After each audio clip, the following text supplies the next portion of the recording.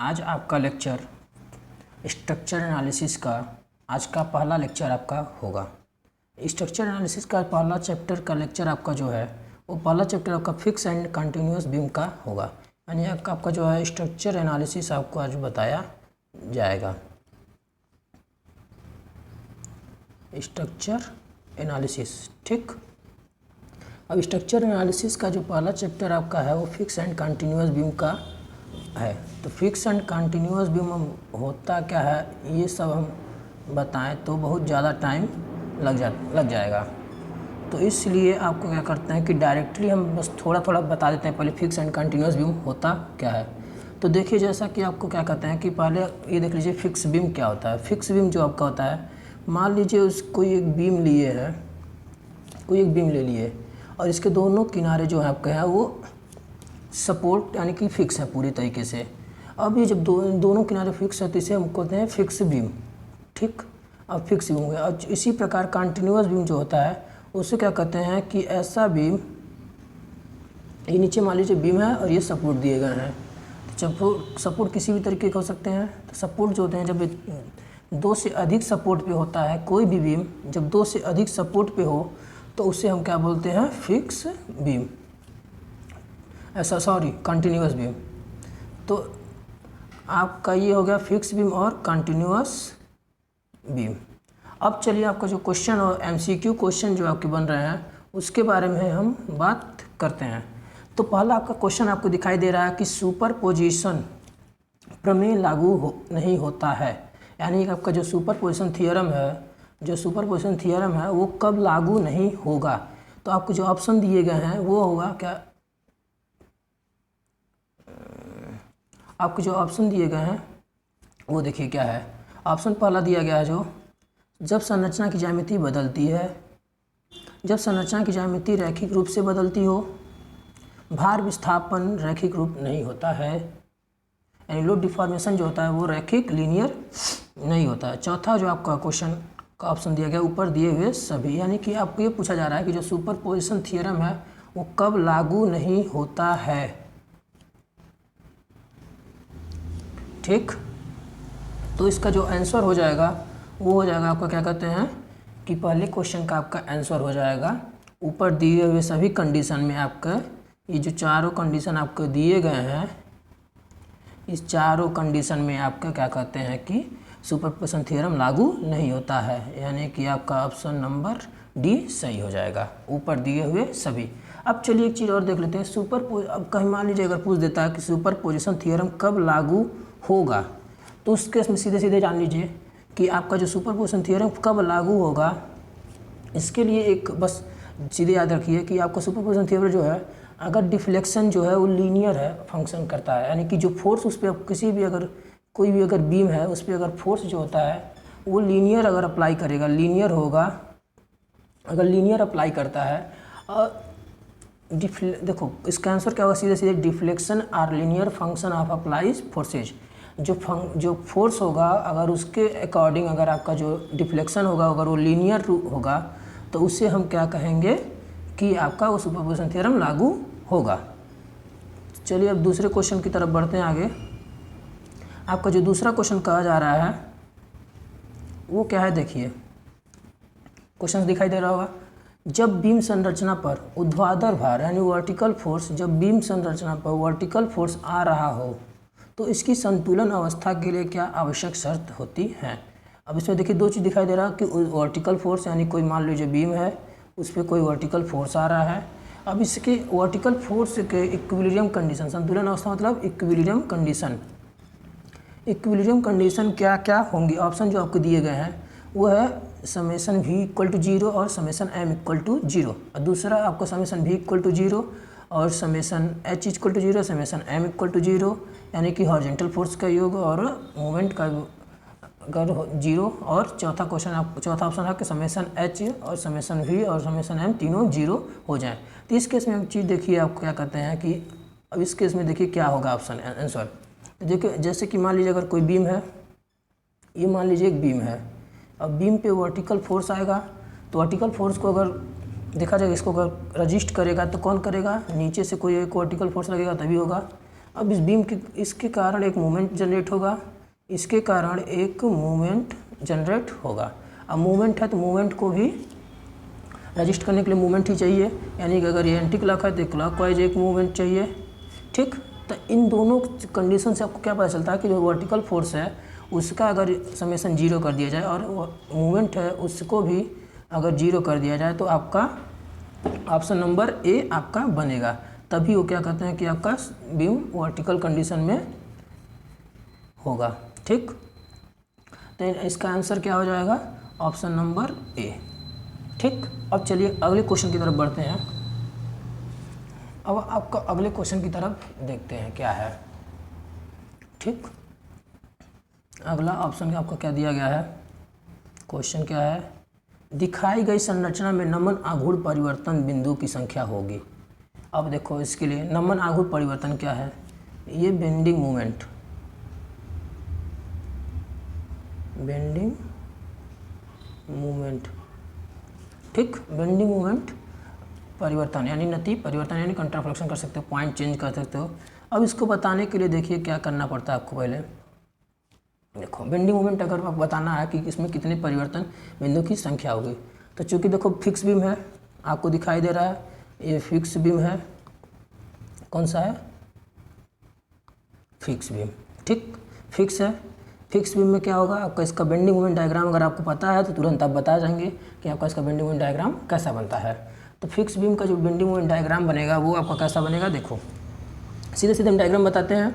और देखो जो परिवर्तन बिंदु की संख्या जो है, बेंडिंग मोमेंट परिवर्तन कहाँ करता है? अगर उस जगह पर परिवर्तन करेगा जहाँ पर आपका बेंडिंग मोमेंट डायग्राम जो होगा वो पॉजिटिव से नेगेटिव या नेगेटिव से पॉजिटिव होता। चलो इसका आंसर हमने बताएंगे। अब ऑप्शन को दिखाते हैं। अभी ऑप्शन आपको हम अगली पृष्ठ पे आपको दिखाएंगे, लेकिन अभी आपको हम बता देते हैं, सीधे सीधे आपको आंसर बता देंगे। देखो क्या बोले हैं, बेंडिंग मोमेंट कहाँ पर होगा? बेंडिंग मोमेंट पर चेंज वहीं पर होगा जहाँ पर आपका बेंडिंग मोमेंट डायग्राम चेंज करता होगा, यानी पॉजिटिव से नेगेटिव होता होगा। तो देखो इसके लिए हम एक बेंडिंग मोमेंट डायग्राम बनाते हैं। जो देखो इसके लिए बेंडिंग मोमेंट डायग्राम बनाते हैं। आपको बेंडिंग मोमेंट डायग्राम इसका कैसा बनेगा? देखो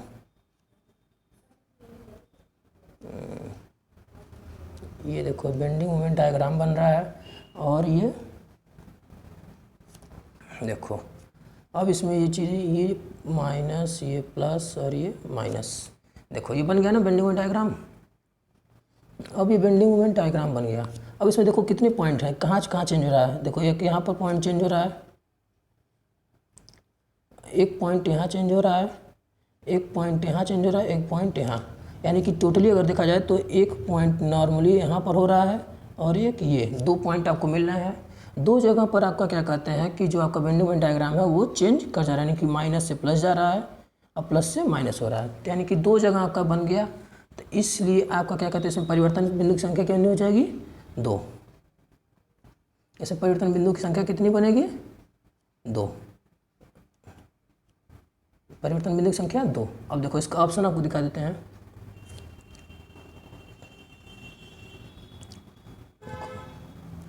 ऑप्शन देखो दिया 1 2 3 0। तो 1 2 3 0 दिया है, तो इसका आंसर कौन सा हो जाएगा? 2 वाला। ठीक, अब चलिए चौथे क्वेश्चन की तरफ बढ़ते हैं। चौथा क्वेश्चन क्या कह रहा है? देखो दिखाई गई धरण के ए सिरे पर नमन आघूर्ण होगा। अब देखो ये जो सिरा दिखाया गया है, देखो इसके ए सिरे पे नमन आघूर्ण, यानी कि इस पॉइंट पे नमन आघूर्ण एम यानी कि बी एम कह सकते हैं, बेंडिंग मोमेंट कितना होगा ये बताना है। अब देखो इसके लिए बेंडिंग मोमेंट डायग्राम आपको पता नहीं होगा, तो डायरेक्टली इसका जो फार्मूला है वो क्या होगा कि आपका इसका डायरेक्टली फार्मूला होता है 11 WL²/192। इसका सीधे सीधे आपको याद रख लीजिए कि अगर ऐसा फिगर कहीं भी आपको मिले दिमाग में रख लीजिए, डायरेक्टली आपका क्या होगा 11 WL²/192। और इसी में आपको ऑप्शन दिखा देता हूँ। देखो ऑप्शन आपको दिखाई दे रहे हैं,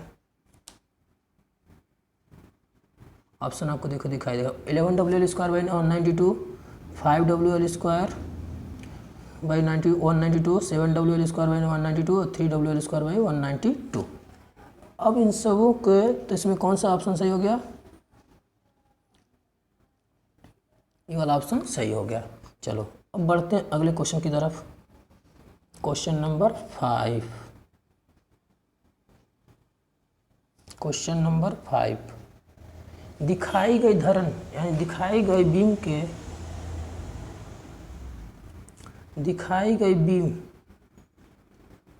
के सिरे 20 से नमन परिवर्तन बिंदु की दूरी। अब देखो इसमें एक पॉइंट छोड़ दिया गया है। 20 से अगर बताना है तो ये पॉइंट ए है, ये पॉइंट बी है। अब 20 यहाँ से बताना है तुमको कि इसके नमन परिवर्तन बिंदु की संख्या कितनी होगी। नमन परिवर्तन बिंदु की दूरी यानी कि वो कौन सा जगह होगा इस वाले बीम से इस सपोज से कौन सी जगह होगी जहाँ पर नमन परिवर्तन बिंदु बदलेगा। डिस्टेंस बताना है। तो डिस्टेंस बताना है तो देखिए, अगर आपको क्या कहते हैं डायरेक्टली इसका जो ऑप्शन है देखो वो क्या होगा कि हमेशा जो ए सिरे से बदलता है वो हमेशा बदलता है 1/4L से। तो इधर से कितना हो जाएगा 20 से, अगर 20 से तब देखा जाए तो कितना होगा, ये ए है ये बी है, ठीक। तब इधर से आपका होता है इधर से 1/4L, तो इधर से कितना हो जाएगा 3/4L, यानी बी से नमन परिवर्तन बिंदु की दूरी कितनी होगी, कितनी हो गई 3/4L, यानी ऑप्शन नंबर 3 सही है, ठीक। अब चलो आगे बढ़ते हैं अगले क्वेश्चन की तरफ, छठे नंबर क्वेश्चन की तरफ। आपको जितने इम्पोर्टेंट क्वेश्चन इस चैप्टर के थे वो आपको मैं आपको करा देंगे इस लेक्चर में। अब आपका जो स्टार्ट होता है छठवां क्वेश्चन, वो देखिए क्या है। दिखाई गई धरण में सिरे बी से बी पर प्रतिक्रिया, यानी कि ये ए है ये बी है, फिगर में छूट गया मेंशन करना। तो इसका जो है बी सिरे पे प्रतिक्रिया होगी, कितनी होगी बी पे, देखो बी पे प्रतिक्रिया देखो ऑप्शन दिया 1/6 LW WL/3, 1/6 WL/3 WL/8 WL/12। अब ऑप्शन आपके सामने दे दिया गया बी पे प्रतिक्रिया कितनी होगी। तो हमेशा देखिए बी प्रतिक्रिया कितनी होती है, बी पे प्रतिक्रिया कितनी होगी WL/3। बी पे प्रतिक्रिया हमेशा याद रख लीजिए, फिगर देख लीजिए, फिगर आपको दिखाई दे रहा है WL/3। चलिए अब बढ़ते हैं अगले क्वेश्चन की तरफ। अब इसमें एक न्यूमेरिकल का है। अब ये देखो क्या बोल रहा है, 4 टन, टी मतलब टन, 4T के दो भार जिनके बीच की दूरी 4 मीटर है एवं 16 मीटर लंबे गड्ढे पर गति करते हैं, तो उनसे उत्पन्न परम अधिकतम नमन आघूर्ण, उनसे जो आपका अधिकतम नमन आघूर्ण मैक्सिमम बेंडिंग मोमेंट बताना है, ठीक। तो देखो इसके लिए सिंपली से एकदम कुछ नहीं करना है आपको कुछ इसमें करना नहीं है। देखो सीधे सीधे क्या पूछा है, दो भार है ना, 4T के दो भार जिनके बीच की दूरी 4 मीटर है, 16 मीटर एक,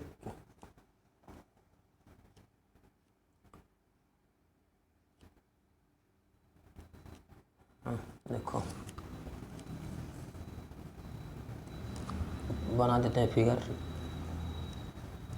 ये हो गया एक बीम, इस पे दो भार लगे हैं, ठीक। 40 इनके बीच की दूरी कितनी है 4 मीटर दी गई है, 4 मीटर दिया गया है। और ये सिंपली सपोर्टेड एक तरह से कहा जा सकता है, गर्डर है, सीधे सीधे फिक्स भी मान लो, ठीक। अब देखो इनके बीच की दूरी जो आपको दिया गया है 4T हो गया।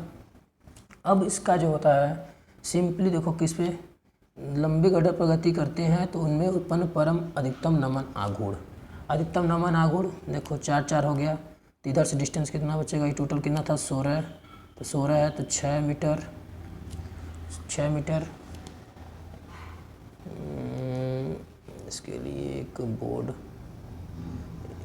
Add page, add photo, note, add page, add using paper style, copy from other current page.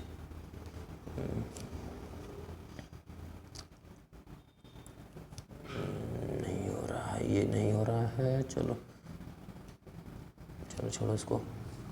देखो हम बताते हैं, सीधे सीधे फिगर बनाते हैं, डायरेक्टली आपको आंसर पता चल जाएगा। देखो ये बीम है, इस पे 2 लग गए 40, ठीक। टोटल बीच की डिस्टेंस तुम्हारा 4 मीटर है, 4 मीटर है। अब इनके बीच की दूरी कितनी है? 4 मीटर। तो टोटल ये स्पान कितना हो गया? ये टोटल स्पान 16 है, तो इधर से 16 मीटर है। अब इधर से कितनी दूरी बची? तो ये दूरी बची तुम्हारी 4 घट गया, यानी कि 6 मीटर, और इधर से भी 6 मीटर हो गया। अब इधर से अगर देखो तो इस पर तो टोटल कुछ नहीं करना है। अगर मान लो इसको C मान लिए, इसको D मान लिए, इसको C और इसको D मान लिए, तो देखो बेंडिंग मोमेंट का फॉर्मूला क्या होता है? Force into distance. Force into distance, तो फोर्स कितना है? 4 टन है, और डिस्टेंस कितना है? 6 मीटर, तो 24 आंसर आया। तो इसमें ऑप्शन में आपको देखो दिया है 24, कहीं आपका ऑप्शन में देखो दिया होगा,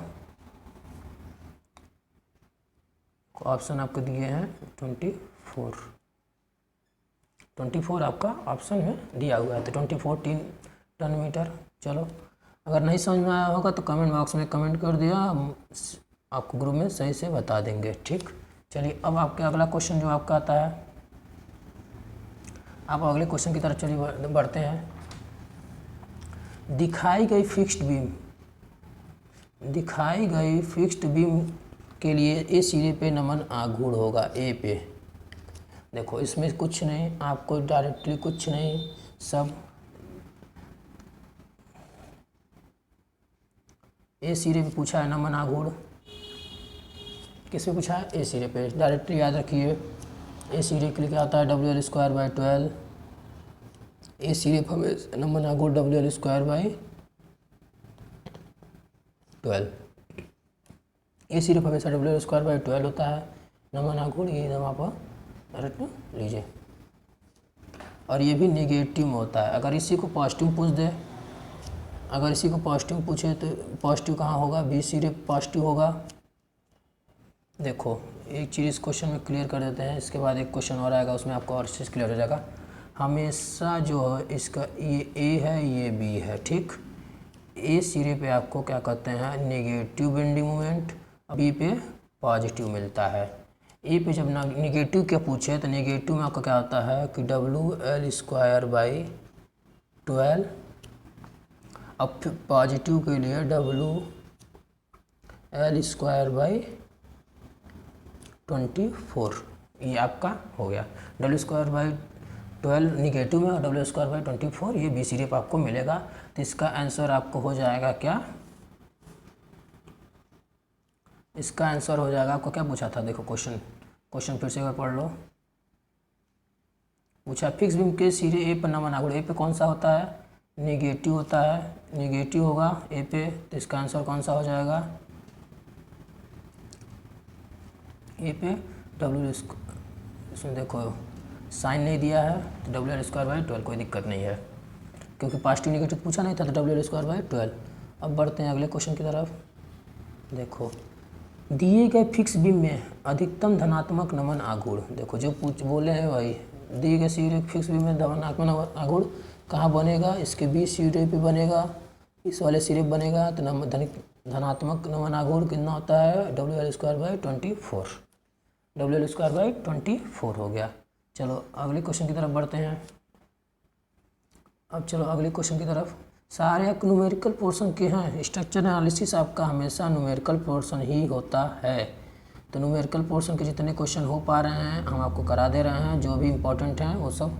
अब आइए अगला क्वेश्चन, ये वाला फिगर नहीं है, फिगर ये है। दिखाए गए बीम पर सिरे ए पर नमन आघूर्ण का मान, इसी पे नमन आघूर्ण का मान पूछ रहा है।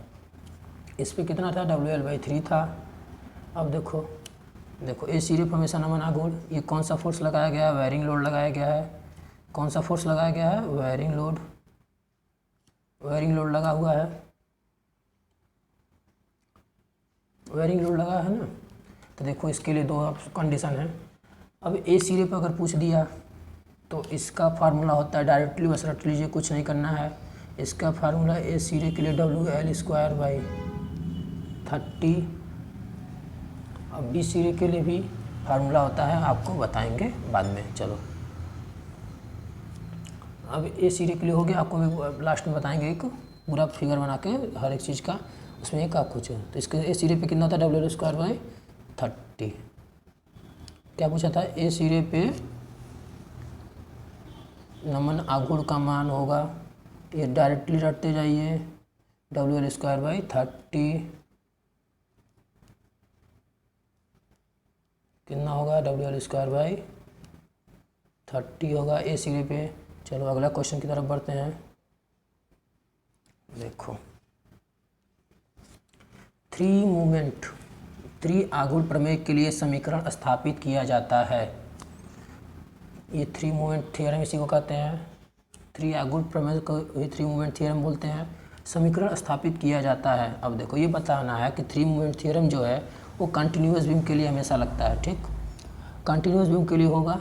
अब वो बताना कि किस कंडीशन में स्थापित किया जाता है, कंडीशन बताना है आपको कि कंटिन्यूटी की शर्त पर, आघूर्ण क्षेत्रफल प्रमेय पर, आघूर्ण क्षेत्रफल प्रमेय यानी कि बेंडिंग एरिया या मोमेंट एरिया थ्योरम मैक्सवेल प्रमेय के आधार पर इसमें होगा। अब आपको ये बताना है, इसमें देखो ऑप्शन दिया गया चौथा, A1 और 2 के आधार पर, यानी कि हमेशा 3 मूवमेंट थ्योरम के लिए आपको सातत्य भी चाहिए और एरिया मूवमेंट पे भी काम ये करता है। तो इसका ऑप्शन हो जाएगा, इसका ऑप्शन कौन सा सही हो जाएगा, ये चौथा वाला। चलो अब अगले क्वेश्चन की तरफ बढ़ते हैं।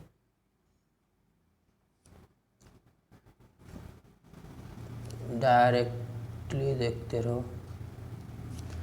3 आघूर्ण प्रमेय की स्थापना की थी। 3 मूवमेंट थ्योरम किसने स्थापना की थी, 3 मूवमेंट थ्योरम यानी कि 3 मूवमेंट थ्योरम किसने स्थापित किया था, तो कुछ नहीं, डायरेक्टली क्लेप्रॉन ने किया था। इसे किसने किया था, क्लेप्रॉन ने। ऑप्शन आपका हो जाएगा दूसरा। चलो अगले क्वेश्चन की तरफ बढ़ते हैं। फिक्स बीम के रूप में जाना जाता है। चलो अब एक ये क्वेश्चन बहुत इंपॉर्टेंट है, बहुत लोग को नहीं पता होगा,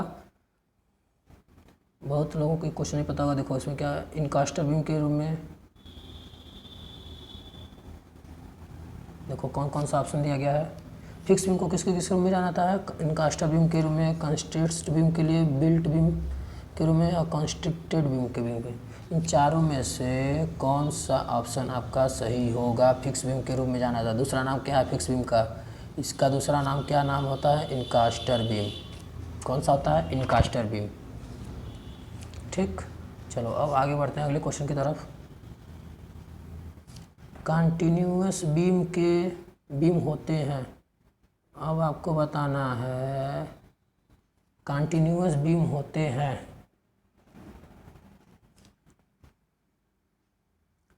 कंटिन्यूअस बीम होते हैं क्या होते हैं, स्टैटिकली डिटर्मिनेंट बीम।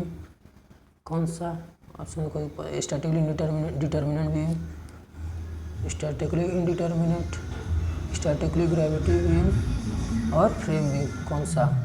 अब देखो चारों ऑप्शन में आपको पता चल गया। ऑप्शन अब देखिए, हमेशा जो कंटिन्यूअस बीम होता है, कंटिन्यूअस बीम तुम्हारा हमेशा स्टैटिकली कौन सा होगा, स्टैटिकली इनडिटर्मिनेंट बीम होता है। कंटिन्यूअस बीम कौन सा होता है, स्टैटिकली इनडिटर्मिनेंट बीम होता है।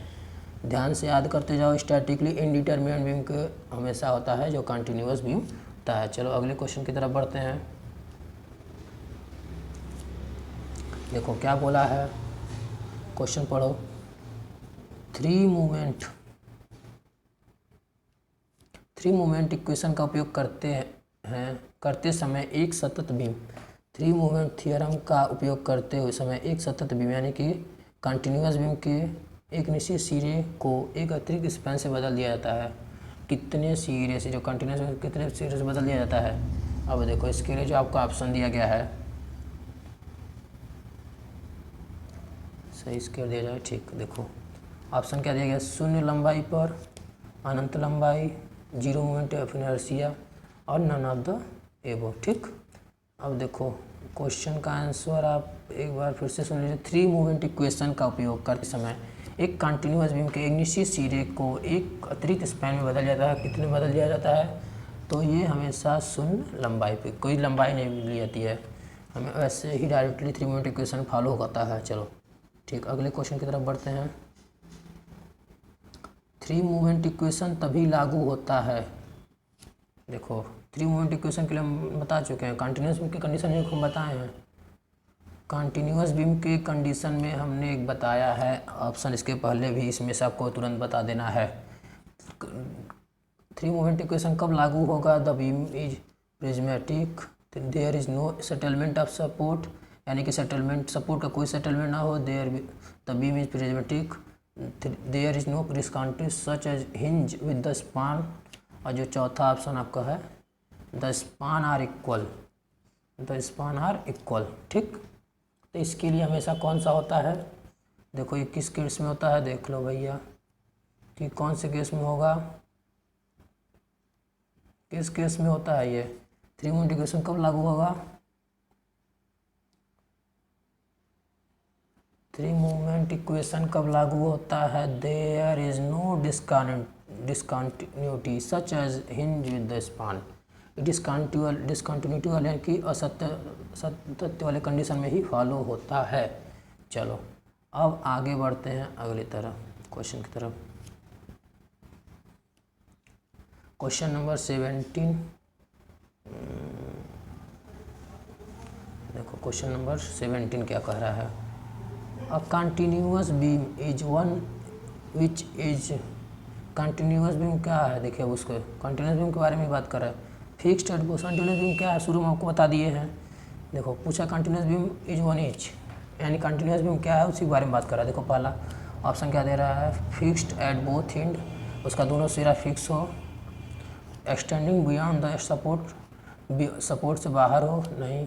Support on more than 2 support, देखो हमने आपको बताया था सपोर्ट 2 सपोर्ट से अधिक होना चाहिए तभी वो होता है। तो इसका ऑप्शन कौन सा हो जाएगा? Option number C, support on more than 2 support. तो आपका ऑप्शन ये सही हो गया। चलो अब इसके बाद आपको क्या कहते हैं कि कुछ और भी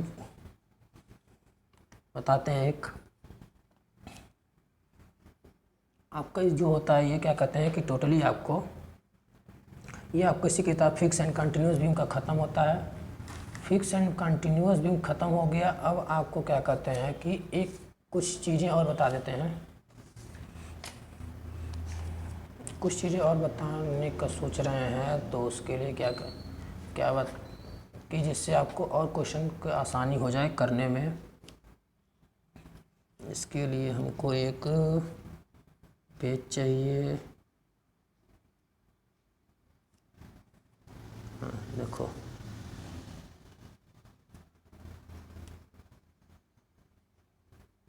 चलो देखो अब आपको हम बताते हैं कुछ और फार्मूले हैं जो आपको याद रखने हैं फिक्स एंड कंटिन्यूअस बीम के लिए। तो जो पहला क्वेश्चन होगा आपको, पहला मान लीजिए पहला क्या होगा आपको, देखो फिक्स एंड कंटिन्यूअस बीम भी रहेगा और कुछ और भी फार्मूले हैं जो आपको याद रखने हैं। तो देखो पहला मान लो एक हम बीम लेते हैं, एक बीम ये हो गया, ठीक। इस पर कोई एक पॉइंट लोड इसके मिड स्पान में आता है, मान लो लग रहा है पॉइंट लोड कोई लग रहा है, ठीक। तो इस कंडीशन में आपका जो बेंडिंग मोमेंट होगा, बेंडिंग मोमेंट क्या होगा ये बताना है आपको। फिर इसका डेल्टा बताना है, यानी कि डिफ्लेक्शन कितना होगा, और इसका थीटा बताना है वो कितना होगा। आपको ये तीनों बताने हैं। क्या क्या, एक देखो क्या दिया गया है,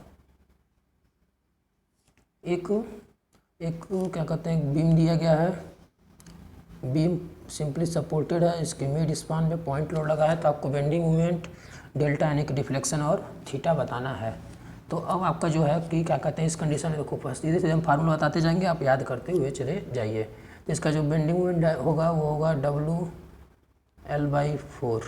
ये L क्या है, यही दूरी है L, ठीक।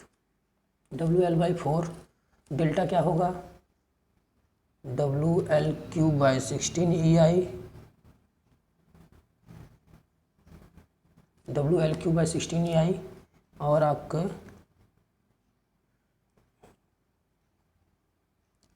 आपका जो फाई होगा, यानी कि आपका थीटा जो है वो थीटा क्या होगा, WL²/16 EI। ठीक, ये आपका हो गया, ये सिंपली सपोर्टेड के लिए हो गया। अब एक दूसरा बीम बनाया जाए।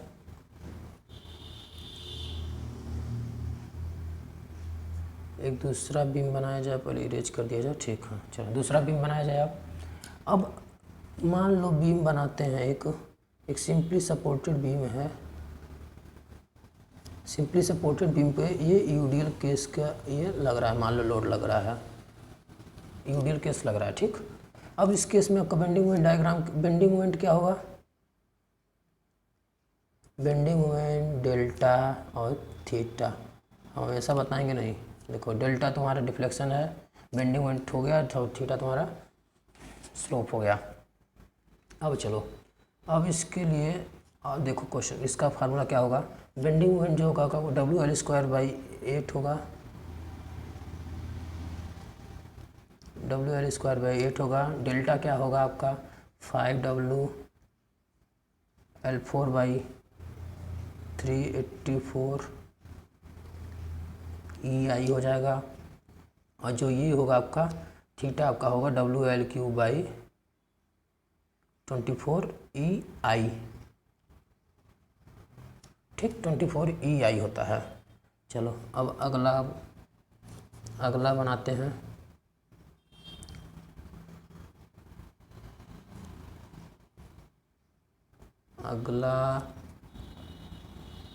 चलो अगला बीम बनाते हैं कोई। अगला तीसरा कंडीशन क्या है, मान लो अगर कोई एक कैंटिलीवर बीम है। ठीक, कैंटिलीवर बीम के अगर इस इंड सिरे पे एक W लोड लगा हो, तब बेंडिंग मोमेंट डेल्टा और थीटा क्या होगा।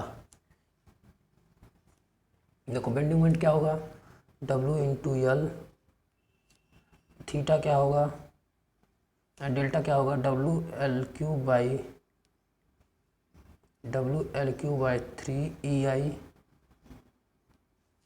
और तुम्हारा थीटा क्या होगा WL²/2EI। ठीक, ये होगा आपका ये। चलो अब अगला केस बनाते हैं। अगला केस के लिए इरेज कर दिया जाए तब ना।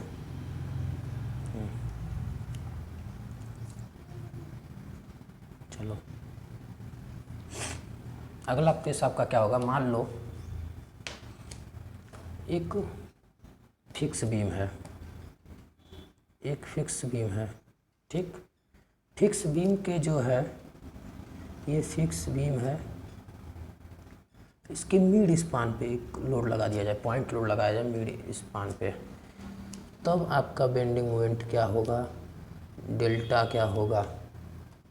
देखो बेंडिंग मोमेंट आपका क्या होगा इस कंडीशन में, फिक्स बीम है, फिक्स बीम के मिड में लगा है, तो क्या होगा WL/8, और डेल्टा क्या होगा आपका WL3/192 EI, WL3/192 EI। ये आपका हो गया फिक्स बीम में जब अगर पॉइंट लोड उसके बीच में लगता हो। अब इसी के बाद आपका अगला केस आता है, ये सारे आपको याद रख लेना है फार्मूले, सारा फार्मूला आपको याद होना चाहिए, कोई भी पूछा जा सकता है फिगर बना के। चलो अब ये एक मान लो फिक्स बीम है, फिक्स बीम के अगर पॉइंट लोड कुछ थोड़ा दूरी पर हो, यानी कि ये वाला A हो, ये वाला B हो, तो आपको तब बेंडिंग मोमेंट बताना है, तब आपको बेंडिंग मोमेंट बताना है। चलो तो इस कंडीशन में देखो क्या होगा बेंडिंग मोमेंट, अगर मान लो A के लिए बताते हैं, अगर ये मान लो A है और ये B है, अगर बेंडिंग मोमेंट A पे बताओगे तो हमेशा कुछ नहीं करना है, पहले वाले को भूल जाओ, दूसरे वाले पे आ जाओ, WA, दूसरे वाला इधर से बता रहे हो ना, A की तरफ से इधर से बता रहे हो, इधर से बता रहे हो तो WAB² एल हमेशा ये पूरी डिस्टेंस होगी, ये पूरी डिस्टेंस एल है, ठीक, एल स्क्वायर होगा। अगर यही बेंडिंग मोमेंट बी के लिए बताते तो डब्लू बी है तो इधर से बताना पड़ेगा, देखो बी बेंडिंग मोमेंट जो तुमको बी बताना है तो बेंडिंग मोमेंट बी इधर से बताया जाएगा, इधर से बताया जाएगा। तो उसके लिए क्या होगा, देखो पहले वाले को भूल जाना है, पहले वाले को बस ऐसे छोड़ देना है, बी ए स्क्वायर डब्लू भी A square by L square, W B A square by L square, ठीक। ये आपका हो गया bending moment at point B, ठीक। अब अगला केस आता है आपका, अगर पॉइंट लोड बता दिए हम आपको अलग अलग केस में फिक्स बीम के, ये सब आपको बहुत इम्पॉर्टेंट है, पॉइंट लोड बता दिया गया।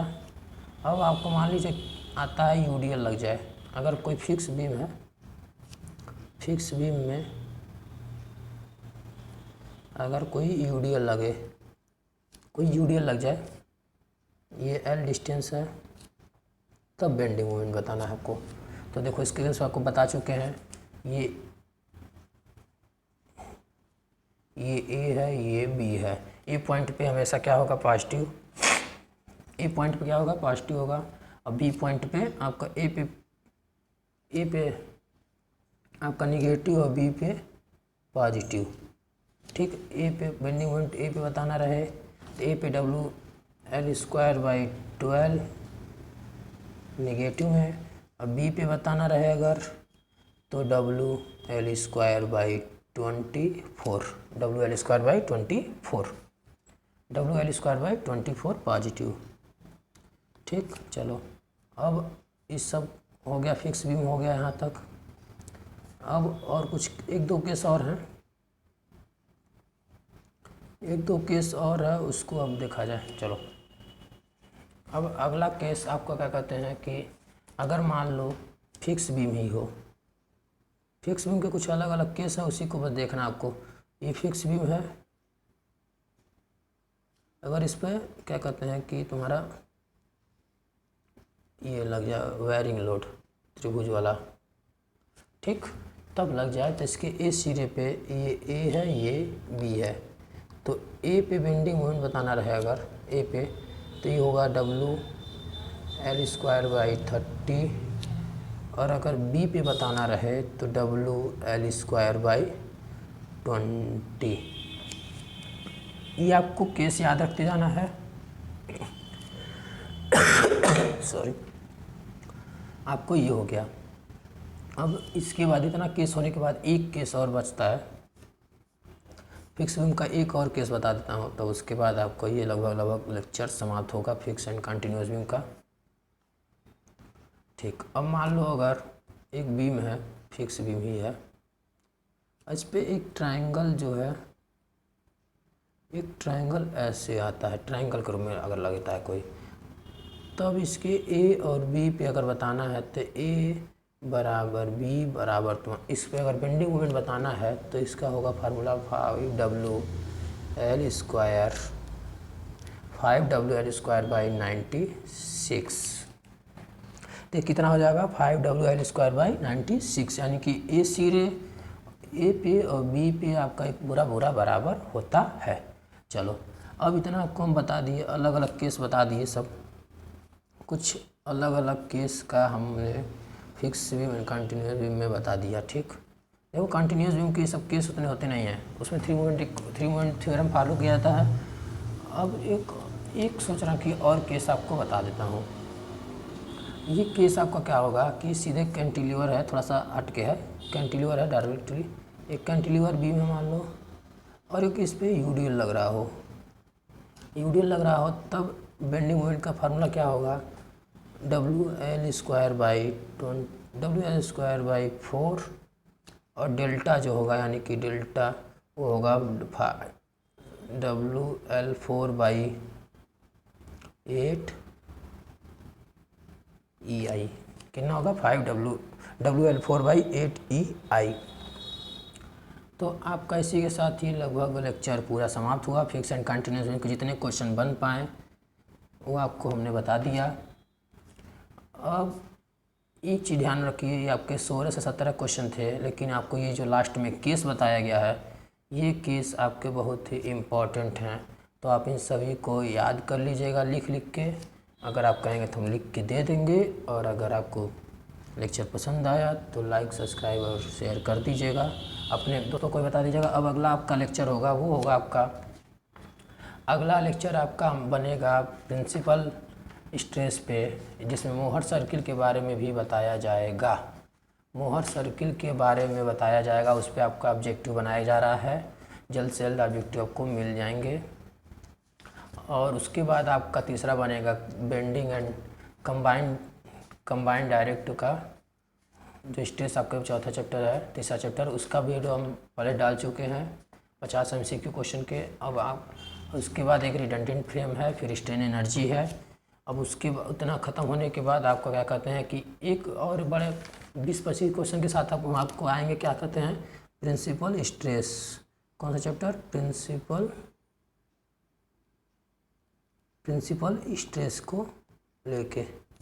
ठीक, तो चलिए इसी के साथ वीडियो लेक्चर समाप्त होता है आपका। धन्यवाद।